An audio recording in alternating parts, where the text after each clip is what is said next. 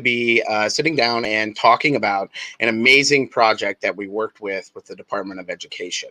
And we're going to have a guest speaker, Leslie Lloyd. And Leslie is actually trying to get connected as we speak. And for any of you that are in the meeting today, you will know if you work for a government agency, and it doesn't matter if it's a military or any type of government agency, firewalls are strong, and things are very hard to get back and forth as far as communication. So Leslie's going to do everything that he can to get in. But what we're actually going to be doing today is talking a lot about a very, very cool topic.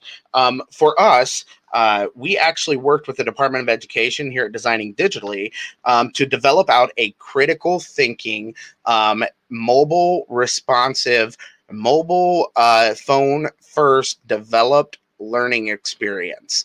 And so one of the things that I do want to start off with and talk about something that I feel very much something that is very important to me, at least, is the difference between mobile compatible and mobile friendly.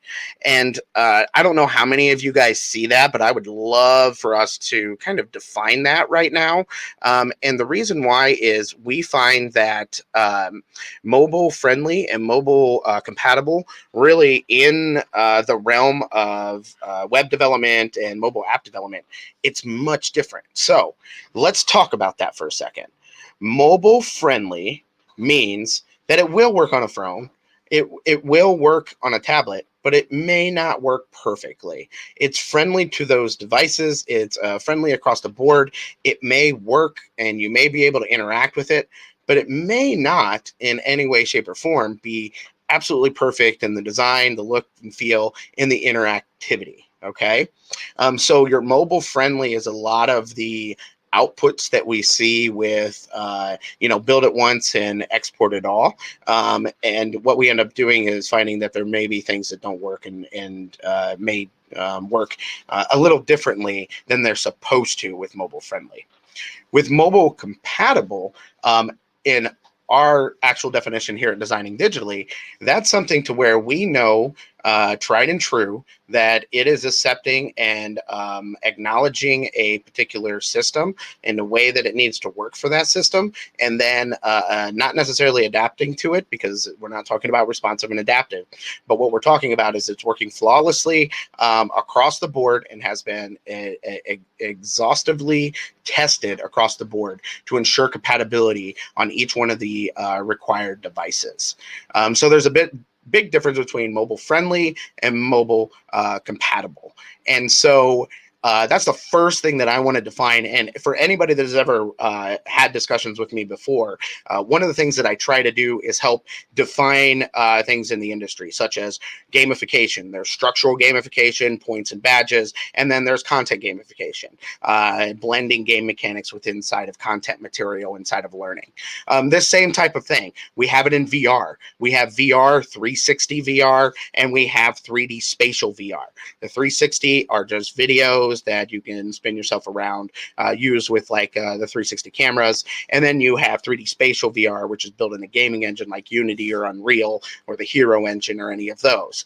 And so I'm hoping that we can talk a little bit about the difference between friendly and compatible, because those two need to be defined clearly in our industry, because our learning solution specialists here that specialize in sitting down with you, helping you solve your problem, and providing some type of basis for our team to really dive into what you need.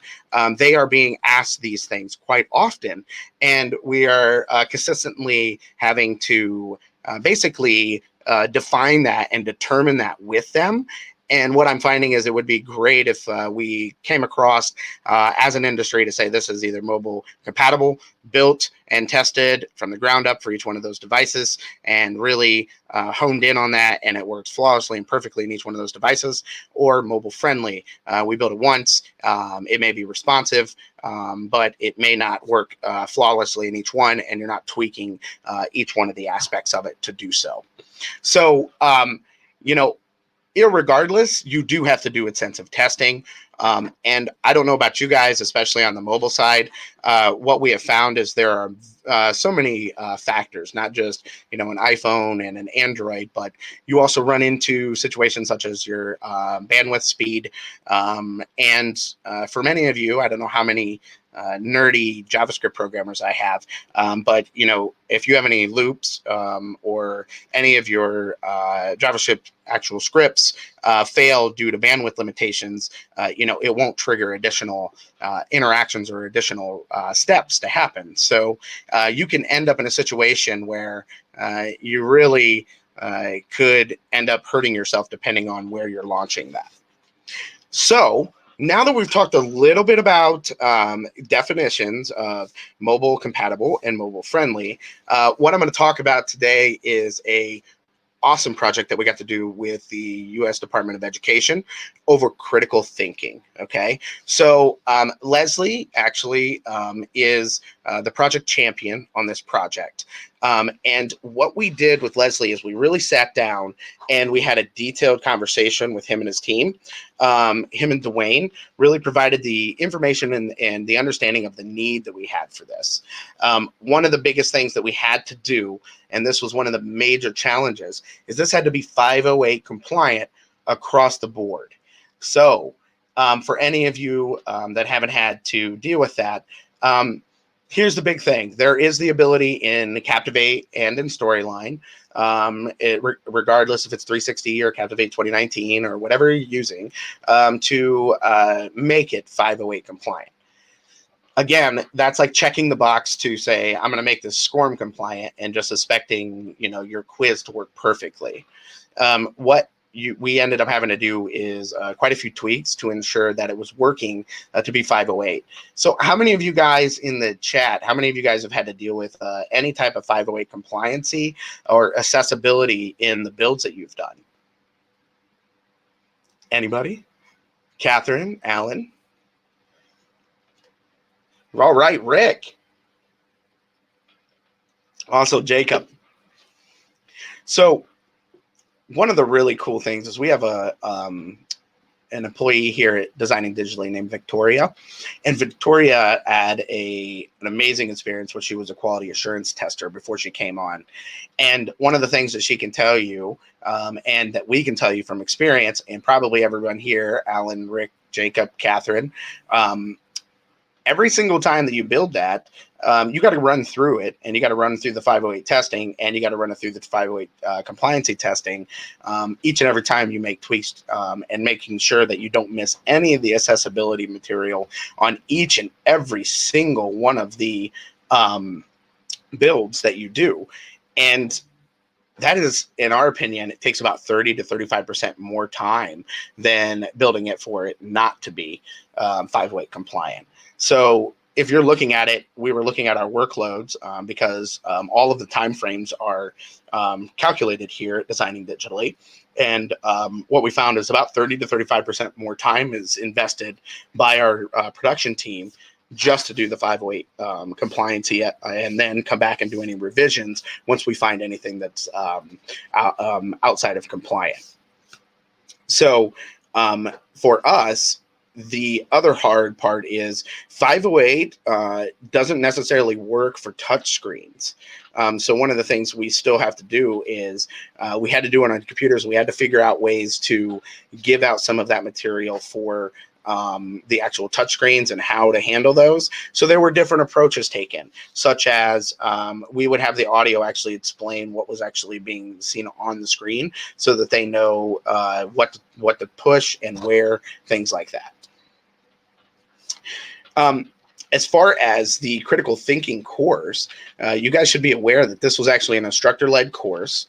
And what they found is this instructor-led course for them was something that was taking up a lot of time for their instructors, and they wanted to be able to get a sense of their audience had a kind of a split. Some that had already had information on critical thinking and had maybe prior training, but then you had a whole other subset that hadn't had any of this detailed information. So they were looking to optimize and really make this something to replace that classroom training. So what we ended up doing is, after coming up with the detailed analysis and sitting down with the Department of Education, one of the things that we did is we actually came up with quite a few different concepts over what we can do for this actual learning experience. The first thing that we were going to do is some of the gamified experiences on a mobile device and maybe make it a full-out game. And once we actually discussed with the audience, many of them stated, you know what, it would be great if we just had a real quick and dirty, not necessarily dirty, but a real quick reference piece that we could quickly get through that was mobile and allowed us to do it whenever. And then that piece would actually allow for us to get a pre-assessment of where these individuals were when they first started. And then it would give us the understanding of who needed to be trained. And then this mobile piece was used in the post performance months later that would then tell them how effective it was to use this tool. And so this tool actually got used in 3 different spots within inside of the actual training of these individuals to replace a classroom, a one-time classroom setting for critical thinking. But it's incorporated 3 different places, and depending on how well they do, they would end up with additional training, or they would be able to skip it and go move forward in their actual onboarding and their training efforts that they have at the DOE. Also, another really cool part is they wanted something that was completely responsive. So what we ended up doing is, this was built back when Captivate just came out with the responsive side of their software. So we actually developed this out in Captivate.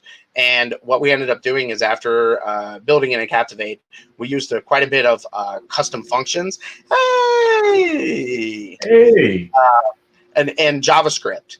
And so we were able to update and integrate using not just Captivate for the responsive, but also the ability to use additional JavaScript outside of that, and HTML5 outside of what Captivate was doing to give that mobile compatibility instead of mobile friendly.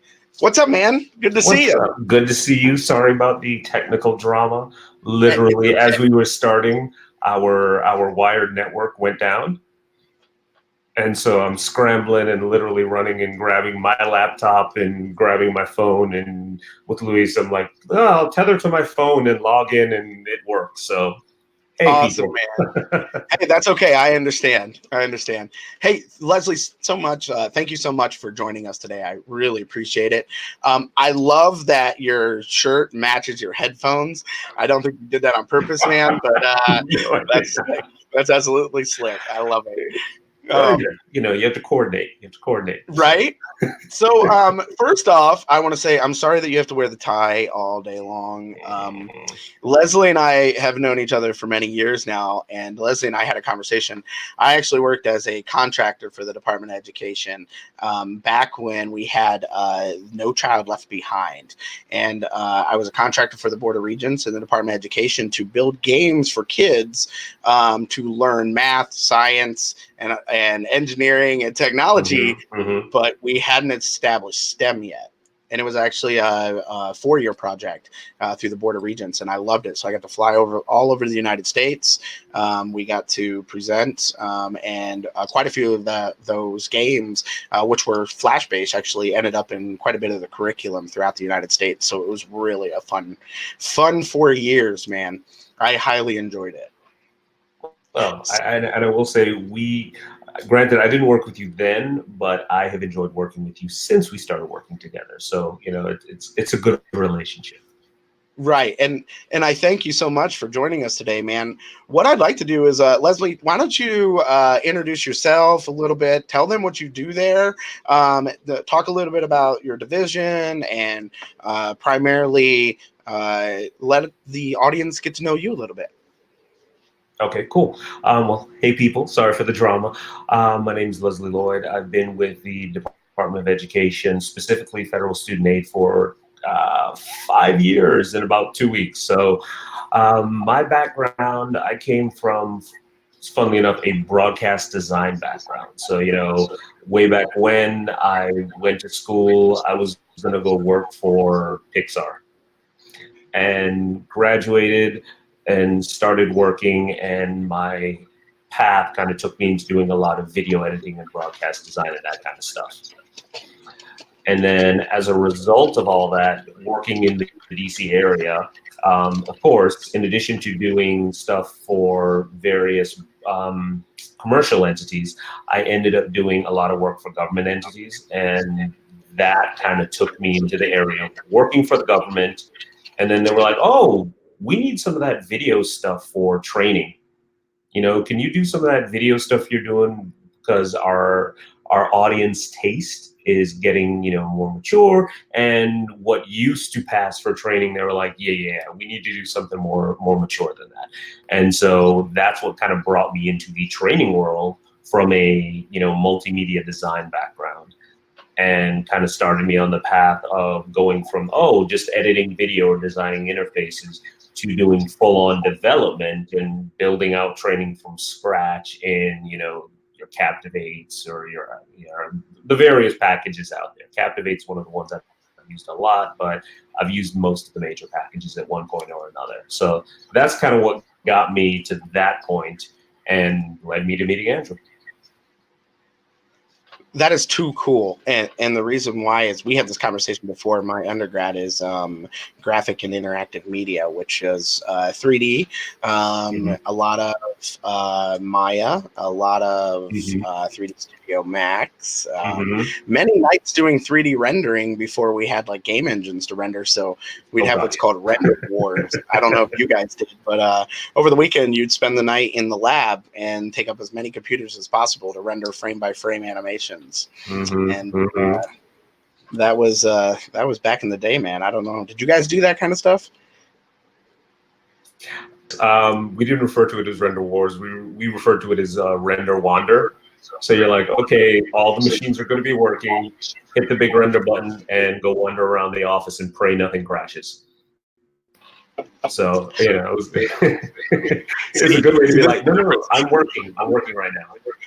Yeah, see, this is the difference. Leslie actually, not knocking my school at all, love Bowling Green State University, but Leslie went to a school that must have had fast computers, because we would hit render on like 6 computers and we'd be there all weekend. And to the point where our professors, which they're awesome, and most of them are still there. So Bowling Green Computer Art Division, Digital Design Division, shout out. They actually allowed us to use the projector. So we brought our Super Nintendos and our Segas and our, at that point, I think Xbox had just come out. And we just projected it up on a wall and played Xbox while we waited on those things to render all weekend. Yeah. Actually, when I taught in class, I did do that a couple times. Now I teach online, so, you know. And who do you teach for? I used to teach for the Art Institute of Washington, and now I teach for Southern New Hampshire University. Yay! Very cool.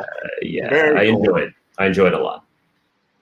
So with tell us a little bit about, obviously we're going to talk about this project, but tell us what you've been working on lately. Like what kind of software, you don't have to tell us what you're working on lately, because I know how that works. You can get in trouble for that. But more or less, like what software, and the reason why is our industry, you know, there are industry people in here, and there's always that fight between, are you using Captivate, are you using Storyline, are you using iSpring, Raptivity, Lectora, what are you using? And tell us what you're messing with.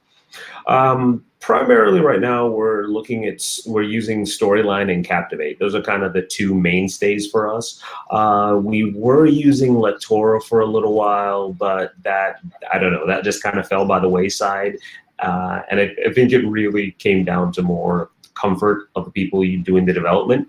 So, you know, it's like, hey, if you like that and you can make it work, I don't care. Just make it work in the learning management system.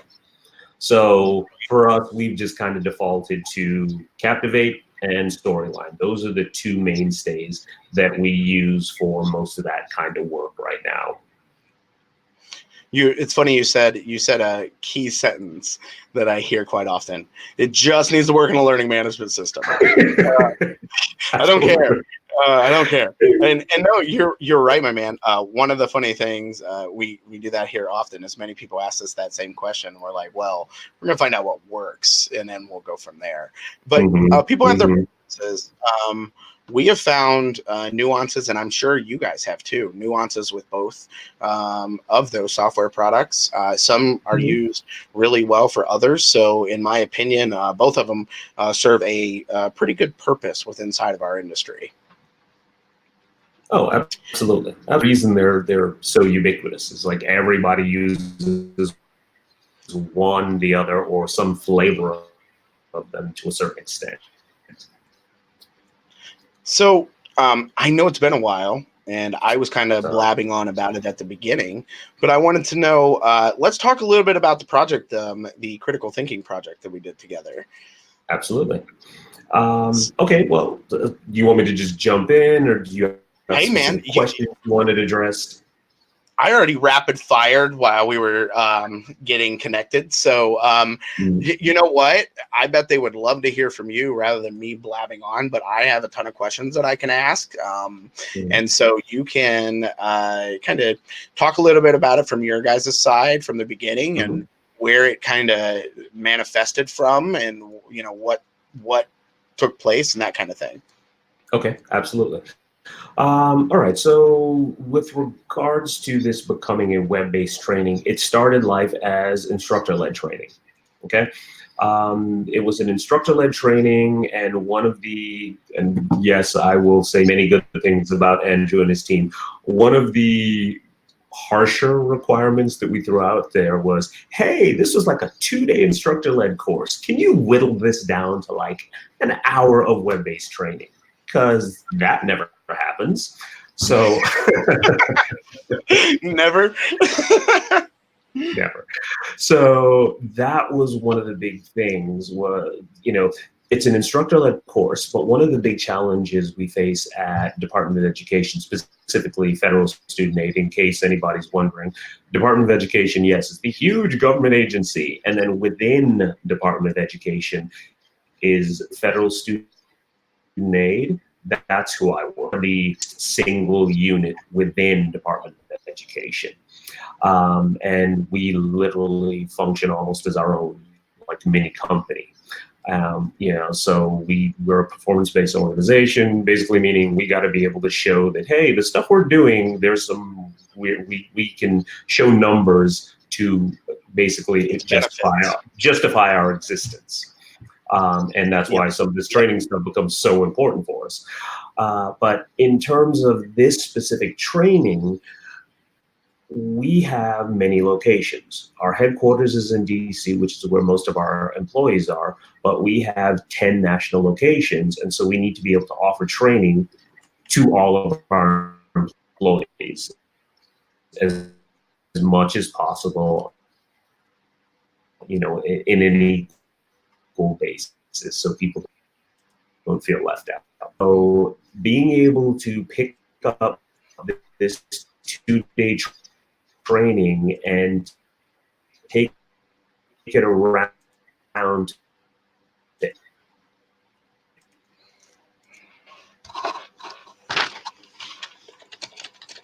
every single look and this instructor-led form. We were took this training, 2 days of training, and the next day they go back to their day job and they're doing stuff. And 3 months down the road, they're like, oh, this is a good spot where that thing I learned 3 months ago would apply, but I don't remember it because I haven't looked at the materials in like 3 months.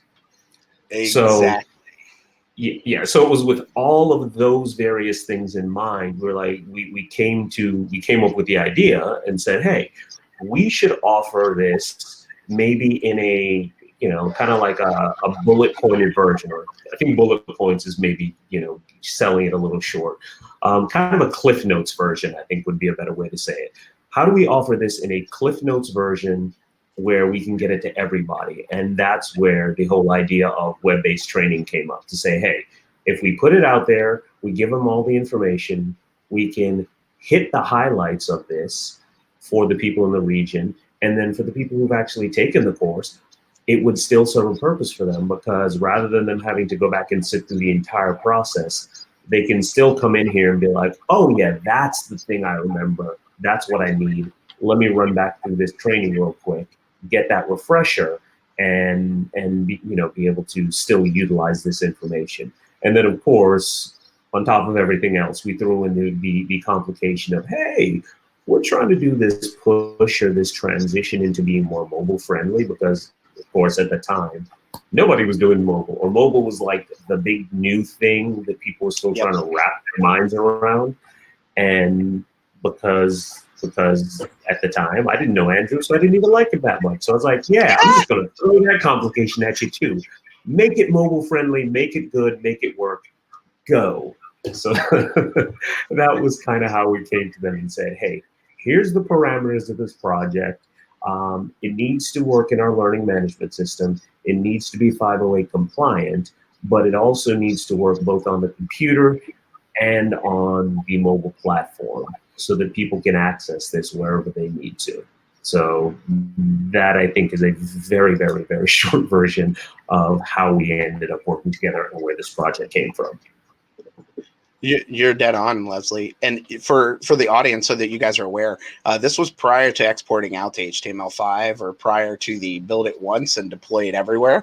So this was, I think I had stated it before, we built this in Captivate, but what we ended up doing is writing a separate JavaScript, separate HTML5, so that Leslie's team could still do the editing that they would like to do and got the raw files, but at the same time, they had a stronger structure of the output, or the exported output that you would get, than what you would normally get just straight out of Captivate. And the reason why, as many of you probably already know, if you do that publish, you could publish out now to HTML5, but you can always go through with your web team and make those tweaks and edits and updates without even touching Captivate if you really wanted to. You can reverse engineer and dissect out how they actually have it built that way. So it's not anything that you can't do, but at the time, like Leslie was stating, it was right at the beginning where people were saying, hey, we need to get out of Flash completely, and we need to do this HTML5 thing. And, we all know the early adopters to new technology is usually the corporate side, followed by the government, or it's either the university side is doing the exploration, they see the viable use, and then the corporation and federal government will follow behind. But in all honesty, I was really happy to see Leslie say, hey, look, I want somebody to take on this challenge so that we can pave the way for this, so that we can show everyone over here that this is doable, and it's not a deal breaker for us to be able to do this. And at the point where I know, and Leslie probably knows just from his experience, there was a lot of that going on with inside of not just the DOE, but across the federal government at that time, because not utilizing Flash anymore really put a big disruption in their business activities too. And they were very concerned about exporting outputs and security. And Leslie knows most all software has to go through the DoD approved list. And so it's not like Leslie can be like, oh crap, all right, let's go ahead and start using A-frame today, because they will, if it's not on the DoD approved list, he can't use it. So it makes it another tough situation that we were in, that we could have just built it straight HTML5 or something like that. But the hard part is that really wouldn't serve a purpose for Leslie to be able to do changes and updates and evolution and have the raw files. And for any of you that have worked with the government, it's a purchase order and there has to be something tangible behind it. So raw files are part of the purchase order. And so, for him, there has to be that tangible piece. And us giving him a bunch of outputted HTML5 files really would not have been sufficient enough for them to be able to do the edits, nor would it have been sufficient for the contract. So the integration of utilizing Captivate and writing that extra piece really did something for us that allowed us to build this to be very innovative at the time. And shout out to not just you, Leslie, but I do believe from the information that I was provided that you guys had Dwayne, your former boss, I believe. Is he still with you guys? No, he's still with us. He's still with us. All right. So tell Dwayne I said hi. I will. I do believe Renee was one of the subject matter experts with you on Yes, she this. was. So Hmm. Renee and Dwayne and you worked with our team, and for us it was Carly, one of our instructional designers, Sammy, a graphic designer, Brent, one of our programmers, Mike, one of our programmers, and Nick was the project manager at the time, and Hmm. so our now director of development. So you guys, I think, nerded it up quite a bit. And what A was lot. that like for you, man? What was that like for your team to work with ours? Honestly, as I said, I will happily sing the praises of designing digitally, the entire team, any day, anywhere, anytime, because they were very responsive, really, really open to all the various curveballs we threw at them, and came back with just solid answers. Solid answers where it was like, okay, that'll work. We can do that. Let's make this happen. It did help that I came from the other side. I used to Yeah. be a contractor, so I understood a lot of the questions, issues, problems that would come up ahead of time, and I will say that helped. That helped me function as an intermediary between designing digitally and like my boss, who's like, "Look, ew, technology, get it away." Yeah, I'm not even lying. He'll be the first to admit he regularly comes to me and he's like, Leslie, make it do the stuff. And he does these kind of hand gestures. And up to this morning, he was like, Leslie, it's connecting to Wi-Fi instead of this. Should it be doing that? And I went in and looked at it and we got it fixed. So I love again, it. that was a part of my job, to make sure that there was this understanding on both sides and try and minimize the drama and the crazy. But you guys were great for that. You know, you addressed all the questions. You came up with a really aggressive but logical timeline, and you were able to meet those milestones really well, and keep us very informed in terms of the look, the feel, the tone. Keep us up to date in terms of just being able to give us something and say, here, test this out. Here's a piece of it. See if it works. See if it doesn't. Because the other big thing that again is so important, especially when working with the government, is this had to go into our learning management system. And learning management system integration is super important, but it can also be like pulling teeth at times. And I'm not, please, I'll be honest, it can be pulling teeth, especially since it's not just the learning management system, but it's our learning management system with 508 compliance. And then on top of that, when you're working with the government, it's different flavors of 508 compliance, because Yes. different government agencies, while there is a standard book that says this is 508 compliance, different government agencies have different needs and wants depending upon, you know, how they function. A good example being, before I came to the Department of Education, I worked with the FAA.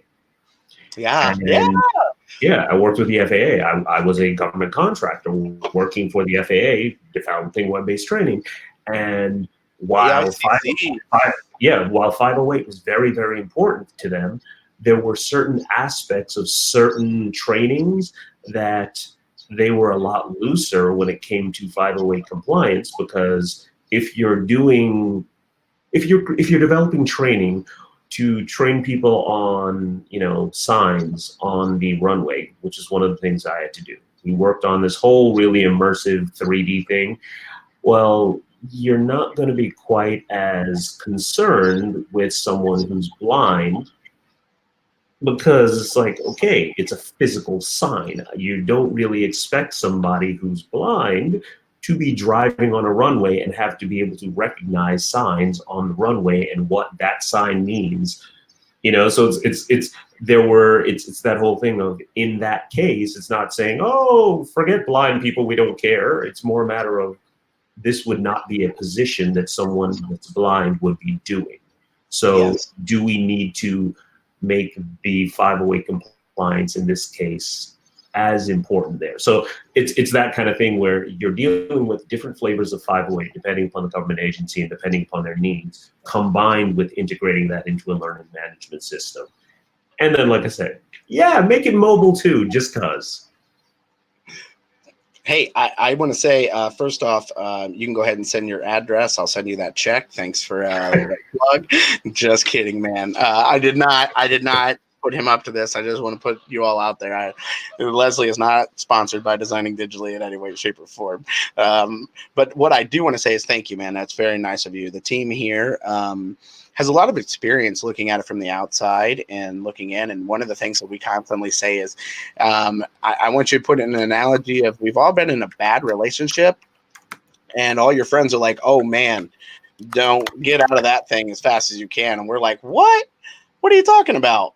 And you don't see it. And I'm not saying that every company's in a bad relationship, but what happens is when you're in the trenches, it's hard to see the entire horizon line. And so we were able to come in, take a look, assess what's happening, and then determine on exactly what is the need, like you're talking about. And it's funny you bring that up about the 508 compliancy. What you guys were doing is that at the FAA is that needs assessment for even the 508 side of things. And there's a lot of times where we don't even see that, and we kind of try to pin that down too, because oftentimes we have this thought process that if we think people are going to be doing the training for work while they're getting their groceries, it's not happening. And so one of the things we always ask is, can you run a report and tell us when people are taking this and at what times? And that gives you some of that answer. And it's funny you say about the FAA. One of my first jobs, or actually my third job out of college, was to work for GE, and all I did was the training for the turbine, the GE90, the turbine engine for the GE90. And oh man, AICC to the max, and then it would have to go into the Air Force. But I can Air Force's LMS and GE's, and we were using Plateau at the time, and it was AICC. I'm making myself sound really old right now, but yeah, it was back in those days. And we were writing just, ironically at that time, we weren't even using authorware. We were writing it in HTML and in JavaScript. So it's like the circle of life right now. Yeah. Basically, Flash born, died, and we're right back to HTML5 and JavaScript. So I think that's a really cool observation in our industry. It is. So, it is. I just saw your message. I can repeat as needed. Yeah, look at him. He's like, can you just keep adding zeros to that check, buddy? I try. So tell us, in regards to this project, tell us a little bit about the content and how that came about and what took place with the content and the information. Well, the content itself, actually, the content was training or let me back up. It started as kind of a needs analysis thing. And you mentioned needs analysis. That's where it started. It was literally a matter of I kind of got shanghaied into being involved in the needs analysis process. Because normally I'm not. Funny how that works. Exactly. Again, mad respect to all my ISDs out there. I work with some of the best, and one of the ISDs I work with, she's like, hey, can you come help me take notes on this one thing? And it ended up being me involved in the needs analysis process for the better part of a month. Yeah. And we were going around meeting with the different business units or operating groups, as they're referred to now, and really meeting with them from the top down, starting with the person in charge, and then their subordinate, and then managers, and then even down to the employee level with certain groups, to really get a feel for where they felt there were some issues or some holes in terms of just training or stuff they needed to do, or things they could do better. Based on that, one of the things that came up was critical thinking, or that's how we termed it. And how or what that really took the form of was identifying that there were people who were realizing that there's stuff being elevated to management or beyond, or upper management, that maybe if they were breaking it down a little bit or being a little more critical in their thinking, they would be able to make a better determination of, okay, is this something I need to elevate to my manager, or is this something I need to elevate to somebody else? Or maybe I just need to dig a little bit deeper and figure this process out so that when I do elevate it to my manager, rather than saying, here's this problem, it's, okay, here's the issue, but here are the few things that I need your input on. So that's kind of, that was the genesis of the kernel that started the development of this course. From that, we went to a specific group who actually developed the course, because we do have our own ISDs. They have me to do web-based development, but again, I think right now we're about like 1,400 people. So the two ISDs and me, we're not doing training development for all 1,400 people. A little bit of a heavy lift. So that's where we do farm out projects like this. And so we had farmed this out. We had a group that developed, this is instructor-led training, or they actually had something in place that they were able to very easily adapt.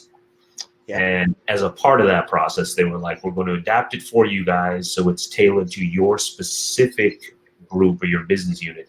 And as a part of that, we were given the content when it was done, and they had presented it and gone through it. And so that's what allowed us to have this really, really good content to then turn around and say, oh, well, you guys don't do web-based training, but these designing digitally people, they do that, and they look like they know what they're doing. So that's how we were able to come to them with pretty well-developed content, but it still required the heavy lift of saying, okay, this was done in an ILT format. How do we take this and adapt this to a web-based training format? So that's where we came in with a lot of good content, but still we're like, all right, take this dictionary and make it a pamphlet. You know, it's funny, you also made a comment. One of the challenges that we had is that instructor-led training was extremely solid. The other organization, which we partner with organizations like that all the time that focus on instructor-led or webinars that would like to convert that. And it's not just a quick conversion of, you know, this meeting. And what we ended up doing is having all of this instructor-led training material. And like you said, all right, so this is a very large amount of content. Yeah, they're only going to be able to look at this for an hour. So we had to simplify, we had to condense, we had to allow them to dig deeper if they would like. And it comes back to one of those things that we talked about before. Rather than just pushing data to them, they were able to get the absolute what they needed, but then they could pull additional resources and tools and material out of that particular subject, rather than just getting that presentation of information and being done and over with. And so we tried as much as we could to condense that large amount of instructor-led training into something that they would use quite often. And I love this stuff because I don't know about you guys, but I still do SWOT analysis all the time. And so I do it constantly here for work, and I can tell you they work very, very well. And at least for me, I loved, I was one of the testers for this, because if you are the learning solution specialist, you were required to be a tester here, because if you were the one with the main point of contact that initiated this project, you should be on the testing side of this. So for me, it was great because I got to really work on my own critical thinking skills while being a tester on this. So it reiterated that I hate doing SWOT analysis, but it also told me how to do it effectively. Mm-hmm. Mm-hmm. I see Craig's here. Craig's in the Virginia area. I do. Okay. Yeah. Hey, neighbor. Hey, neighbor. Hey. So what tell me a little bit about, because like you said, this was deployed in your learning management system. Tell us a little bit about what's taken place since this is rolled out, and what at all, if you had any information for that material. I'm sorry. Could you say that again? I lost your audio for just a second. Yeah, tell us now that we've completed this, we've rolled it out. It's been out for a while. What type of feedback and what have you heard, and kind of what, if any, results have you been able to get from this so far? Okay. Well, in terms of feedback's been really good. It's pretty much all been positive. I think the three times I've had people who've come back with negative feedback, I dug a little bit deeper, and all three times it was a matter of, oh, the network wasn't working well that day, so it was really slow and buggy. I'm like, okay, then that's not the course, that's the network. So, well, I tend to be, a little protective. I'm like, hey, I helped develop this thing. It's like, if it's bad, I want to know, but good Yeah. Lord. So, I mean, we've had pretty good usage of it. Of course, it's always a challenge when you have something like this that's not mandatory training. It's optional. So one of the ways we made sure that it's seen pretty good usage is to regularly advertise it. We have a specific format we send out, and this is one of the trainings that at least, I'd say 4 or 5, maybe 6 times a year, I'll just shoot an email out saying, hey, have you taken, or hey, are you aware of, just to put it back in front of people so they're aware of it. And that's gotten us pretty good continual usage of this training. And I have had people come back in the same way that you were picking stuff out, and they're like, yeah, that SWOT analysis, I actually use that because, I regularly meet with people and discuss various forms of training and what they may need. So this is one of the ones that has regularly come up where people are saying, hey, you know what, I actually really like that training. That was pretty cool. I do use that. And I've had a couple people say, I was surprised that it worked so well on my tablet. Because we have a decent part of our workforce that gets to telework. So a lot of times when they do have to do training, they'll save it for a telework day because then you can actually get through the training uninterrupted. I speak from experience. Almost without fail. If the training is over 10 minutes long, at some point, I'm going to get a phone call, get an email, somebody's going to swing by my desk, and the training gets interrupted. Yeah. So I've had people say to me, they're like, yeah, I saw a thing and it said it was mobile friendly, and I tested it out in mobile and it actually worked. And they're looking at me like, I did not think it would. You invented fire. Well, all right. So it's worked really well. We've been very, very pleased. And again, he did not pay me to say this, but I'm gonna blow you guys up one more time. One of the things that really, really, really ended up working well, the fact that we developed this and you made it Java and HTML5 and all that good stuff. We switched learning management systems. So we were on Plateau. And we shifted to Taro, which is built on a Moodle backbone. And we were able to take it from that, drop it into the new one, and it worked. And that was one. I remember us discussing that, but at the time it was still I think it was 18 months out before we were coming to it. But that was one of the reasons I think I had pushed my boss and everybody else so hard to say, if we're doing this, it needs to be HTML5 so that we're future-proofing it. And that was borne out by the fact that we were able to, this was literally one of the, I think when we were first testing our LMS, this was one of the 3 that I was like, here, take these 3 courses, drop them in there, test it, let me know if it works. And we were able to drop the sucker in there, and it worked almost seamlessly. I think there were 1 or 2 things we had to go in and play around with in terms of our LMS settings.